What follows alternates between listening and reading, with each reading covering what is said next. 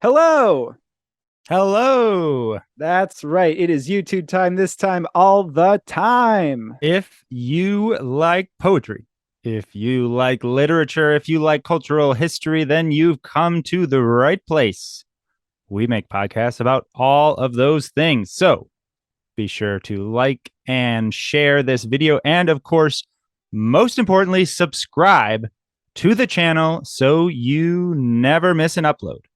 Since we mostly make podcasts, you can also find our shows on all the major podcast platforms. So if you found this video, but YouTube isn't your speed for regular podcast listening, head over to Apple Podcasts, Stitcher, SoundCloud, Spotify, wherever you get your podcasts, and subscribe there. All right. Hope you enjoy the episode.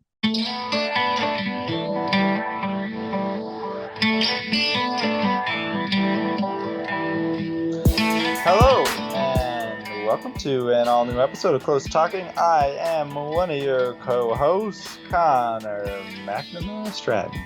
And I am your other co-host, Jack Rossiter Munley. And we are here with you on this beautiful Friday, unless you're listening on Saturday or at another day of the week. It's Either way, always Friday on Close Talking, man. Weekend's You're always right. around the corner here. Absolutely. Well, we have another great poem, and before we get into it, as always, we have a simple request. You can pull out your phone, get out your computer. It's probably easier on your phone. Rate us, give us a little 5 stars, write us a little review.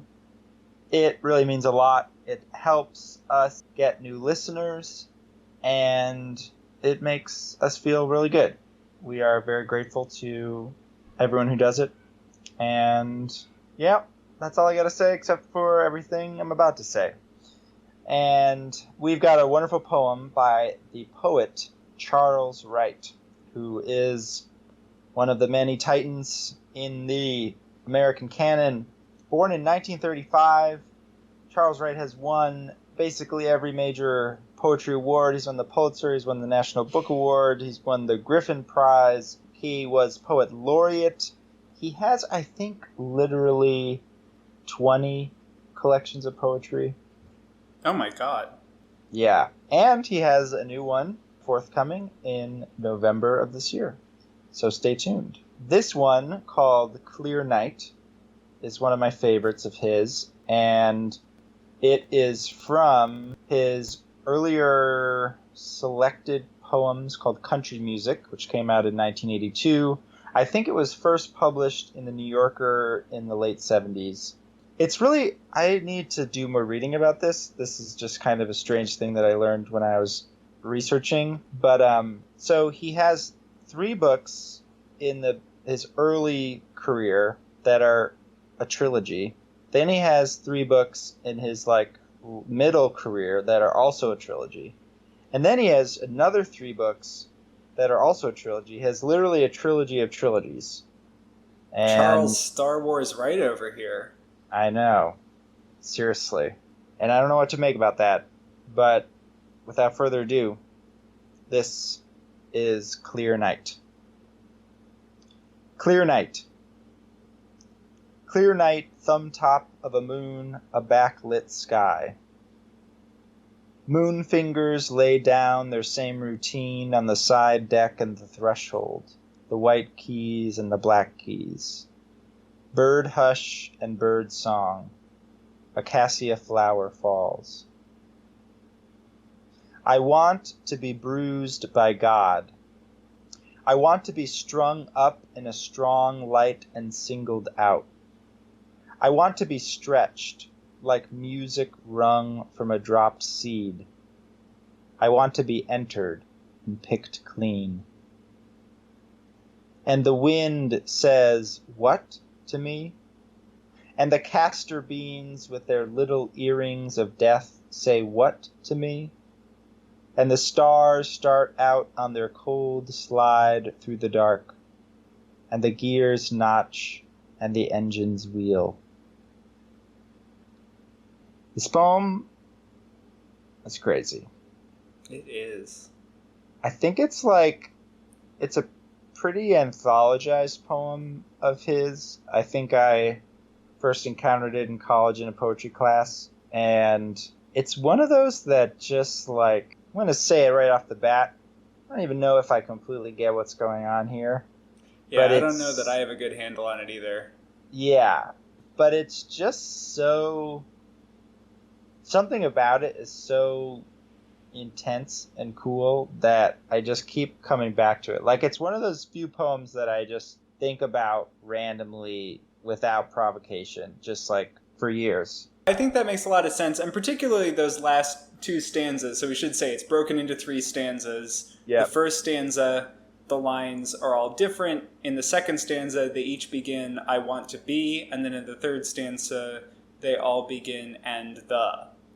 Which makes it, we were talking about his trilogies of books. It's almost a trilogy within a poem, it feels like, which I think is probably part of why it feels a little hard to pin down. I don't know if you think there is a little bit of a quick narrative overview to this of any sort. We could try to do it. I think our failure to do so might be illuminating.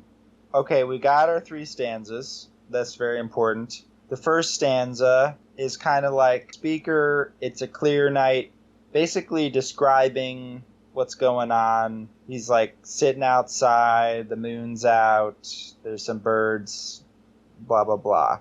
More to say, but it's kind of like establishing the scene. Then the second stanza is a series of, as you were saying, I want to be's. And there's kind of like a very, hard to say exactly, but there's a desire. They all have this desire to be like hurt or kind of like abused in some way, I think. Being bruised by God or being stretched or being entered. And then the third stanza, we sort of return to the scene of the first stanza. We get the wind and we get castor beans, so we're thinking about plants again, and in the night, the stars starting out. But it's almost like the night is responding to the speaker's desires that came in the second stanzas. Like, and the wind says, what to me? Is like, what? Or something. I don't know. I think, as you were saying, each stanza I can kind of like make sense of sort of on its own, or at least kind of get what's going on. But together, to fit the 3 stanzas together, it becomes more of a struggle. But that's kind of like how I was thinking of the basic narrative. I concur with your assessment. And I think you're very right that each stanza on its own feels more cohesive than when they're all put together. But when they are together, they do still feel like they're all in conversation with each other, so that it's not like, I'm wondering, why are these all 3 here? I'm just thinking more like, well, what does it mean that these are being rubbed up against each other? What am I supposed to get out of that collision?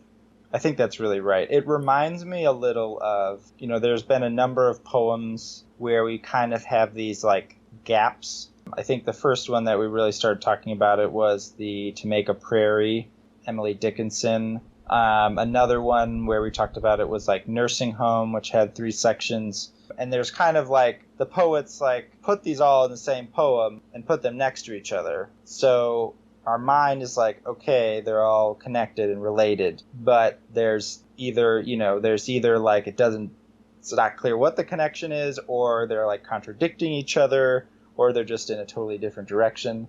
And so the kind of space between the stanzas, I feel like, is where the poem is both its most difficult, but also like where it gets its juice. Then it's kind of like, where do we start? It's just such a, like, part of me, this is going to be, because I have some readings, at least I hope to, that are more satisfying. But this is one of those poems, and I'm usually irritated by people who say this, where it's like, it doesn't matter what it means, or like, it doesn't matter if you don't get it, like, it's just beautiful, or whatever, da-da-da-da-da. Usually I'm like, all right, but, it's got to be doing something specific. What is it doing?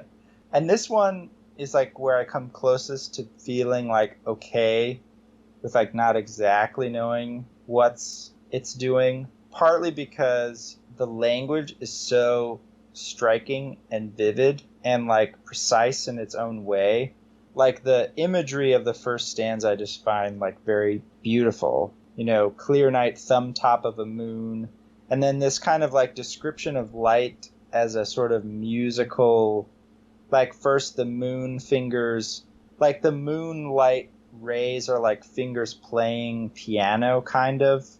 Moon fingers lay down their same routine on the side deck and the threshold, the white keys and the black keys, so we get this piano. It's like, I just find that's just so cool. And then like bird hush and bird song, a cassia flower falls, the rhythm of those two sort of short fragments coming after that longer sentence, which is like also the only part of the poem that has a sentence that's more than one line. You know, every other line is its own discrete sentence, except for the moon fingers lay down their same routine on the side deck and the threshold. That gets to 2. I'm like, I could just like live in the scenery and the music of the first stanza. And then I think the second stanza is just like, I mean, it's very intense and like kind of disturbing, but like its description of desire for like, bruised by God is probably the most general, or like, not general, but, you know, when you bring in God, it's a big term. But then there's this, it's just like, it keeps going in these different, like, what does it mean to be strung up in a strong light and singled out? Like, I don't really know what that means. But it seems like I can imagine something being strung up and there being a strong light on it or something. And like being stretched like music wrung from a dropped seed. I don't really know what that means. But at the same time, I don't know, it's just so cool, I guess. And then I find the third stanza just like sort of funny, but also like intense. Just imagining the wind saying what is funny. And the castor beans, which as a side note, I had to look up castor beans because I was like, what's going on here? But they're beautiful plant, but they're seeds, which are called beans, even though they're not true beans, are very poisonous. So I think they are the earrings of death. I don't know. I guess, like, I'm just curious of just anything where you were floating in this poem, because I remember in college, a lot of people in the class were irritated by this poem. Because it just didn't make enough sense, I guess. And so, anyway, I'll stop talking. Rather than being annoyed by this poem, I am excited about it. That might be my own issue, but that's sort of, when I was reading it, it was one of those, you sometimes, I think, have that feeling when you're reading a poem where you're just like, I don't know, kind of it's energizing to read because it's doing so many different things. And like, yeah, I don't think I have a great handle on it or anything, but I kind of like that because, as you were saying, you can come pretty close to just being in the poem and enjoying that. The first stanza started off and had me hooked right away because I recently, with my dad, went on a road trip to Mont Megantic, which is in Quebec, and it is a dark sky reserve. And it's a place where you can go, and they've made very concerted efforts to try and lower the amount of light that is being put into the atmosphere. So they changed the types of light bulbs that are used in the towns nearby. They also created different kinds of lighting so that there is an upward facing light from the town, and it has helped return the sky to where it was at this point about 40 years ago, and they're hoping to continue darkening it because there's a large observatory there, but also just generally there is a push to be more aware of the light pollution that we're putting into the world because the amount of light on the planet is going up and up and up and up and up. And so we're seeing less and less of the sky. I'm in New York City right now. Can't see stars in New York City. Just doesn't happen. And so there's this International Dark Sky Association. They've got dark sky reserves, parks, communities, sanctuaries, a whole bunch of different things. But anyway, reading that first line, I'm like, yes, awesome. Dark night, lots of stars, thumb of a moon. I'm in. I'm into it. I like this. I have a recent personal experience I can kind of liken it to, where the natural night lights are prominent and doing stuff and get you into that sort of, I don't know, poetical frame of mind, right? I thought that was pretty cool. And then you get into these next two stanzas, and as you were saying, like, anytime you bring God in, it's a big deal. but also I want to be bruised by God is so like human and bodily and down to earth. It's like the most immediate invocation, but it's also this slightly violent. To me, it felt like I'm in this natural place and I'm having these thoughts about this, moon and its moon fingers, and the birds are singing and then they're not singing, they're singing a little bit again, and then like a flower falls down. It's this great kind of like perfect scene for poetry, this brilliant clear night, and like you can almost see someone sitting in that and thinking like, oh, I want to have a spiritual experience right now. Like I want whatever my concept of God or spirituality is to come and visit me right now and just hit me over the head with some kind of insight or meaning or feeling of profundity. And like, yeah, I want to be lifted out of the chair I'm in. And you can almost see, I just talked about Harry Potter in the last one, but I'm going to do it again. But like there's this moment in the 6th one where one of Harry's classmates puts on an enchanted necklace and she's like lifted up into the air and she's suspended, and you get that sense of like strung up in a strong light and singled out. Like one of the stars in the sky suddenly intensifies like a spotlight on you, and you're lifted up almost like a tractor beam, and you're like in the presence of this divine sky, and you're being bruised by God, and you want to be, stretched like music wrung from a dropped seed. I don't know where to go with that necessarily. Maybe like come to life in a new way, blossom like a tree would be stretched out of a seed over time, and the music from the seed is life itself, and you want to be full of life and pulled up in this light, and then you want to be entered and picked clean, like have all of the dark parts of yourself stripped away in this divine light as God bruises you towards salvation or whatever. And then Woo! You're kind of brought back to earth, and like the wind comes and is like, what? And then you notice that even the beautiful castor beans have poison in them, and they're like, dude, nature's not all that. Like, it's not fun and games out here. Like, that antelope that's sick, it's going to get eaten by a lion, my friend. African hunting dogs are successful 80% of the time they go on a hunt.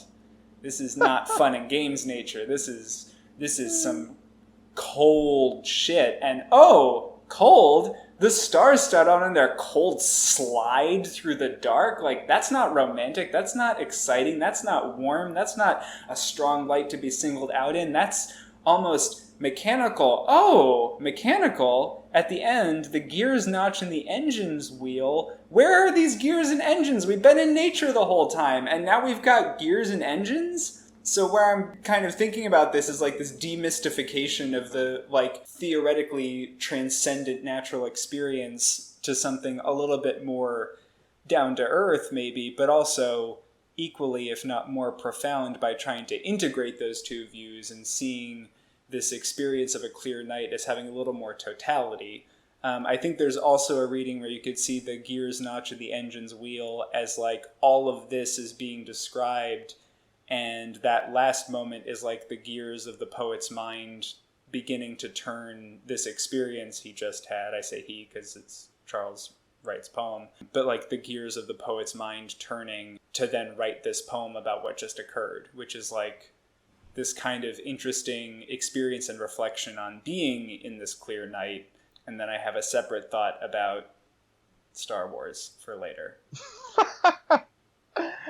Wow. I love that. I am 100% in for that. That second stanza, the clearest other poem that the second stanza reminds me of is there's a pretty well-known poem by John Donne, who was a poet in the early 1600s. So like sort of around the time of Shakespeare-ish English Renaissance. And there's one that a lot of people read called The Flea, but he did a lot of, that's like one of those famous Carpe Diem poems that's kind of like, we're going to die, so, we should have sex or kind of thing. But he has this other poem. One of those old chestnuts.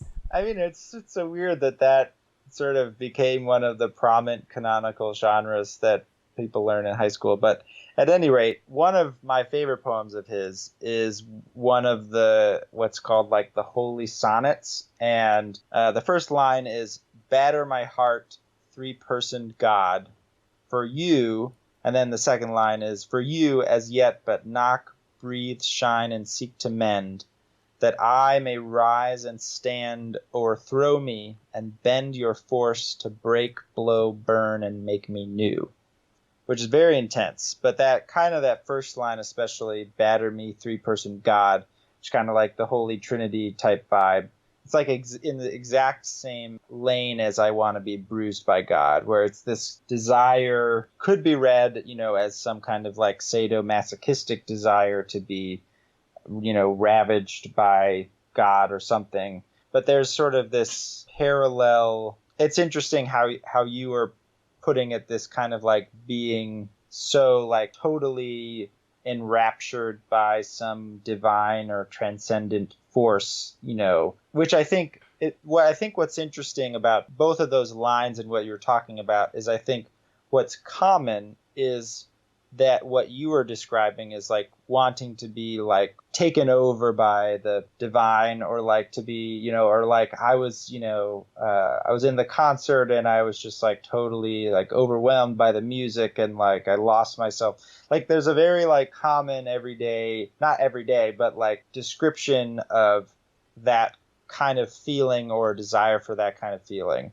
But this, it's like a kind of like 1 or 10 steps beyond that, where it's like taken what's sort of implied in being like overwhelmed or seized by God or by the divine or the transcendent, and sort of made more explicitly violent, I guess. Getting back to what you were saying, there's like 2 ways that I can see the poem just like progressing, where like one is the speaker's in this sort of beautiful natural environment, and then, wants to be sort of seized by the transcendent that's kind of like embodied in that environment or present in the natural world or something.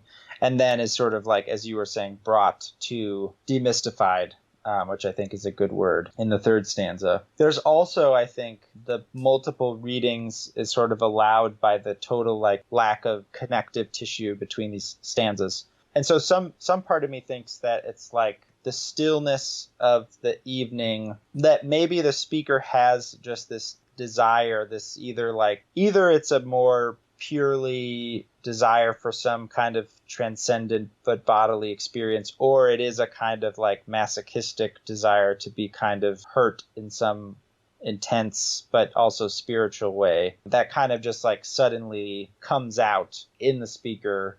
It's like allowed by the peace of the night that like, because sometimes I feel like when I'm like the everyday, it can often be so busy that like your interior life is sort of drowned out. And sometimes it's only in these moments that are still or quiet or clear that whatever's going on in the interior just has space to like jump out. And sometimes it's either just intense sadness, but sometimes it's kind of like sort of weird. So part of me thinks it could also be something like that. And then after that, nature sort of reasserts itself and is like, it's not really our vibe. Dude. You don't get it at all. Yeah, you don't get it at all.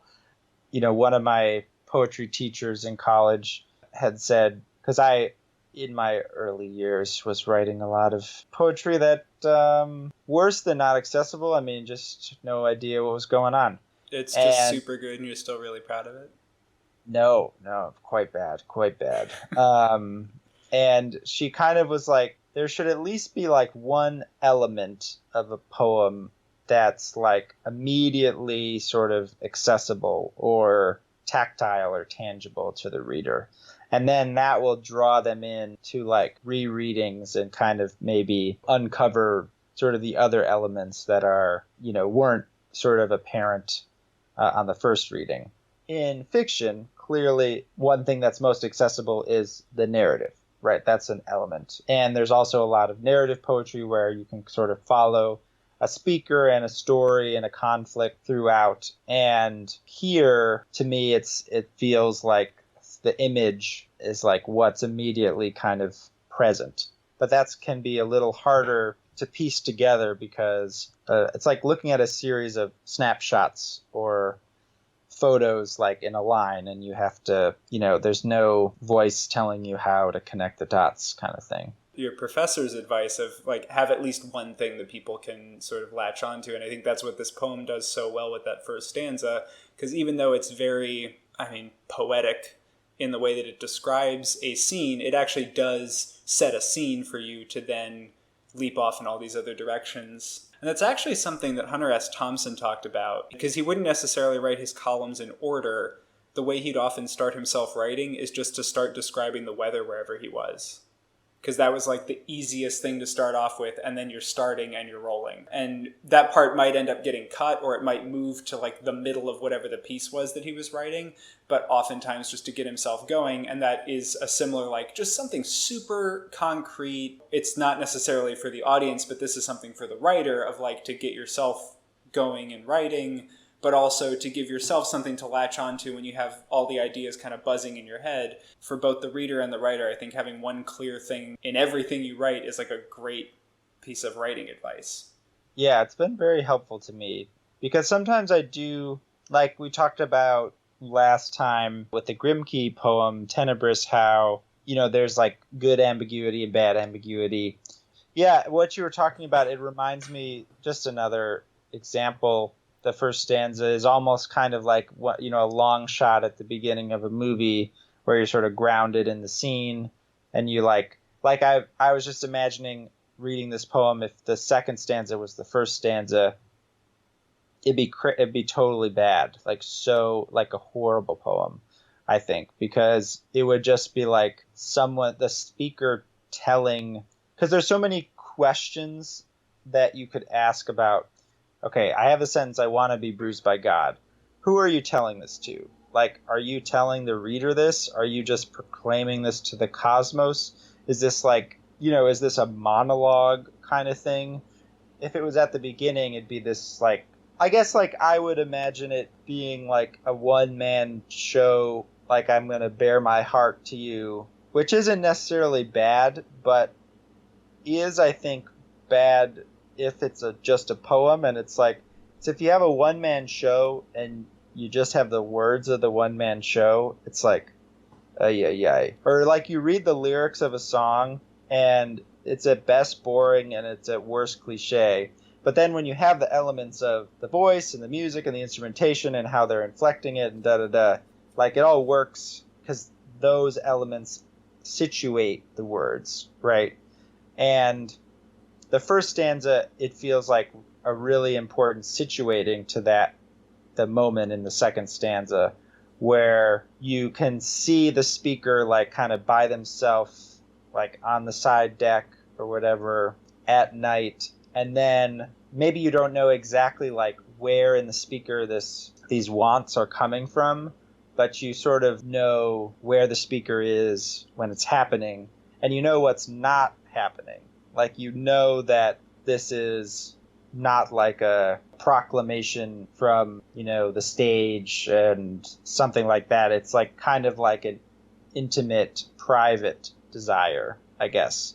And those it's sort of hard to describe, but even if you don't quite get the second stanza, like you don't quite, that this is referring to this kind of thing, all of those things that your brain is able to rule out because of the first stanza's framing is like really, really, really essential to the power that can come from the second stanza. That would be like totally gone. Because like, I want to be bruised by God, that's like the first line. Because that line by itself is like maybe way overwrought kind of thing, Like, I could imagine myself writing something brooding like that in my little journal as a 15-year-old or something. Heck yeah. I'm pretty sure I wrote something a lot like that. Yeah. Maybe even read it in front of other human beings at some point. Yeah. Because that is, you're totally right. I mean, both the first and second line of that stanza, I want to be bruised by God. I want to be strung up in a strung light and singled out. It's like, But as you were saying, because of how that's been framed and built around by that first stanza, yeah, if that was the first stanza, I want to be bruised by God, I want to be strung up in a strung light and singled out, you start as a reader, you kind of glaze over because it's like too much too fast. I just can't with this. Yeah. No, I agree. And I think the third stanza performs a similar function. You know, what you were talking about, like demystifying, but also like sort of in terms of the craft, it has a skepticism about that feeling. And to give credit, I don't want to. Here's where in making fun of my old high school writing self, what I don't want to make fun of, and what I think is genuine and worth attending to, are the feelings that people in high school and people throughout their lives have. And I think that is the overlap that this poem in some ways has with something, the hypothetical writing that I may or may not have put in my journal as a high schooler, is that there is this intense emotional desire or something. And what this poem does differently is it's not like, you know, like the impulse of the quote unquote high school writer is like, I want to just share my raw feelings with the world or something. That's like the stereotype. And this is more interested in like reflection on not just like getting those feelings out, but like what are those feelings like? I don't know. There's like all sorts of dimensions to emotions that poems can get at. Well, and that's what so much of poetry craft and writing craft generally is about. It's about how to convey the way you're feeling in a way that other people can understand it. It's not, you know, a lot of it has to do with that idea that there is potentially an audience, and you're, you know, getting quote unquote better as a writer means something different for everyone, because what you're getting better at is like communicating your thoughts and feelings through the written word, which is the craft element. And, you know, that means that, you know, you don't put a phrase like, I want to be bruised by God first, because maybe that's how you're feeling, but nobody else is going to be receptive to that feeling if you hit them that hard out of the gate with it.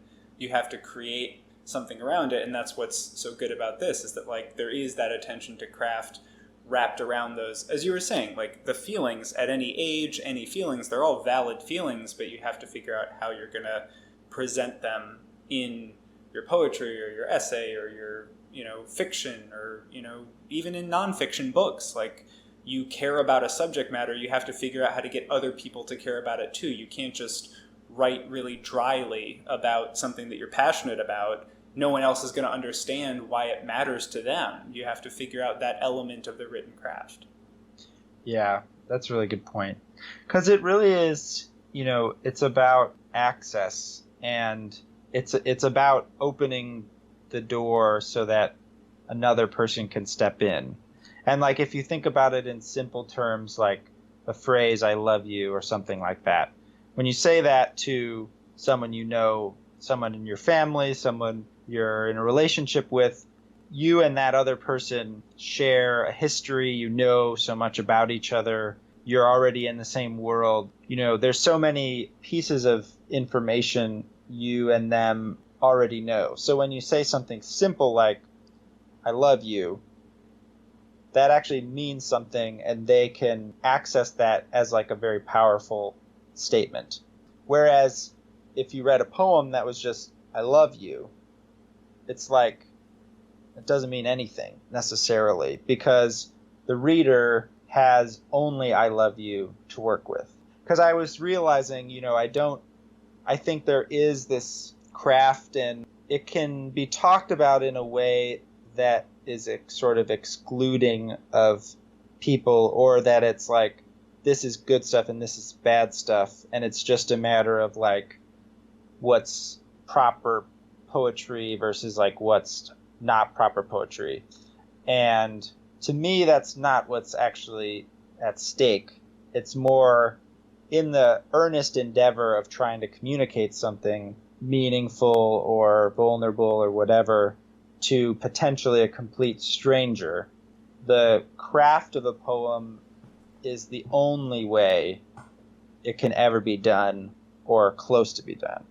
And so I find this poem so interesting, I think, now that I'm thinking about it, because it has this element of really potentially raw and overdone expression that in many other contexts I think could be read as bad writing or early writing or something. But because of the way it's crafted, I think it gets that raw stuff across in a way that is really, really hard to do. I think in addition to that, the way that first stanza is written could possibly seem overly written or overly flowery, but because of the intensity that follows it, I don't necessarily get that sense even when I'm just reading through it the first time, but because of the intensity of what comes after it, it sort of justifies the setup. So even the part that's being contextualized is then sort of throwing back on that first part of saying like, oh yeah, there's a reason that it had to sound like that. There's a reason that the scene had to be set that carefully and intensely, because this is where we're going. Yeah, that's a really good point. And as just the last little frosting on that point, the wind says what to me, and the castor beans with their little earrings of death say what to me. The like say what to me is such a anti-poetic kind of move, like it's so undercutting. And as you were pointing out, there's like the first two stanzas are very potentially overdone in different ways. The first one has potentially poetic over stylization or something. The second stanza is potentially over emotional or whatever. And the third stanza, with its kind of like anti-poetic language and undercutting, is like, it's the little bit of lime that cuts through the spice or whatever. Nice. In the proverbial dish. That's about all I know about cooking. That and use enough salt, because if you don't got enough salt, it's gonna be bad. Use salt, spice, and lime, and then you're cooking. Then you're cooking. Nice. I just have one quick thing, because you Yes. said that thing about trilogies of trilogies, and so I'm thinking about Star Wars. Star Wars. Yeah, I mean, this is maybe nothing, but I think it does speak to why those last two stanzas work really well together, and it goes along with our conversation about the ordering of the stanzas and stuff, which is that you also touched on this, that first one is sort of like desire, and the second one is a little bit like rebuke. Gently, but they sort of seem to have that relationship to each other, that I want to be, and then there's that sort of undercutting, saying what, but there's this thing in Star Wars, because George Lucas made this comment, something to the effect of, it's like poetry, they rhyme, each stanza rhymes with the last one, in talking about the structure of the films. I think it's while he was making the first prequel, so The Phantom Menace. This led to this guy on the internet creating this super detailed thing that he calls the ring theory about all of these reflections and connections between Star Wars films.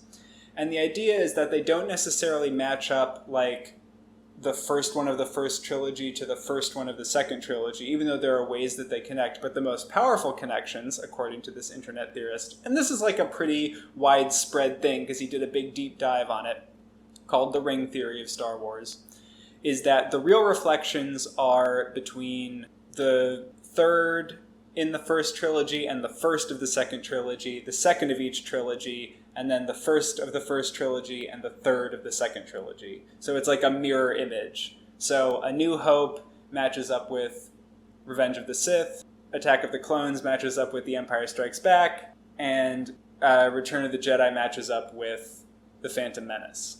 And if you look at the lines in these two stanzas, what's interesting is they don't necessarily match up first line to first line, second to second, but first to fourth, second to third, third to second, and fourth to first, they do seem, to me at least, to be more connected that way.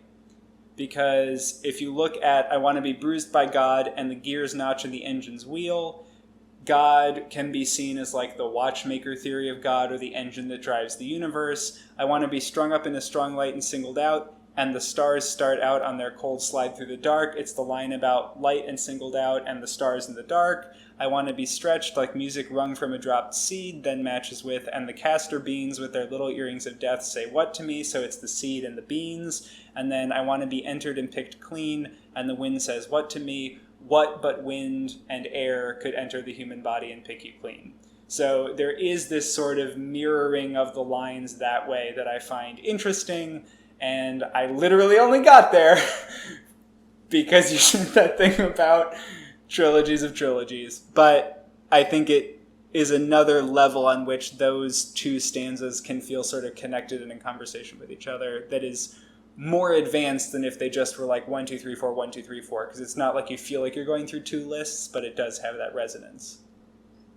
Whoa. That was... My mind is blown. Like a Death Star. Like a Death Star. Wow. Damn, that's so cool. Very cool. About Star Wars. I gotta watch all 6 of them again. There's 8 now. I know. Sorry. I don't know how the ring theory incorporates this third trilogy. I have no comment on that, or really the details of it other than that thing. That's the cool part. The rest of it's like, yeah, it's a bunch of movies about space wizards. Like, they all do the same space wizard shit in all of them. I don't really know. Sorry, ring theory aficionados. Yeah. Oh, man. I love that. That is so cool. I have nothing to say except that I love it, and I will be thinking about that for quite some time. Thanks, George Lucas. Thanks, George Lucas. You really got us through Charles Wright's Clear Night, as I knew you would. All right. Let's read it again. Let's do it. Clear Night by Charles Wright. Clear night, thumb top of a moon, a backlit sky. Moon fingers lay down their same routine on the side deck and the threshold, the white keys and the black keys.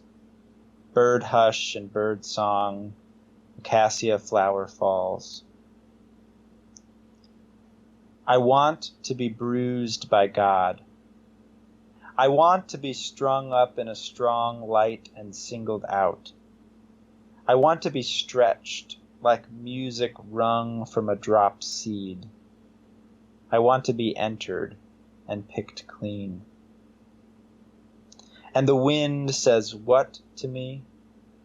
And the castor beans with their little earrings of death say what to me?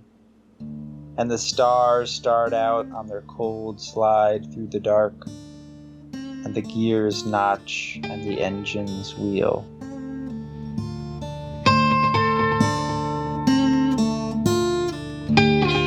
Hey, thanks for listening. If you enjoyed this episode, head on over to Apple Podcasts and leave a review. Those reviews help us with the algorithm and are the best way for us to find new listeners. Do you have thoughts about this poem? Or is there a poem or poet you'd like us to cover on a future episode? We would love to hear from you, and there are tons of ways to get in touch. Yes, you can send us an email to closetalkingpoetry@gmail.com or find us on Twitter. I'm at Jack Rossiter Munn, Connor is at Connor M. Stratton, and the show is at Close Talking. On Instagram, we are at Close Talking Poetry, and we are on Facebook at facebook.com/closetalking. And speaking of all of those many and varied social media platforms, a very special thank you to our incredible social media manager, Corey Chena. Woo woo! Woo. Thank you all for listening, and we'll see you next time. See you next time. Come back again. Please come back just one more time. Door's always open. Okay, bye. See ya.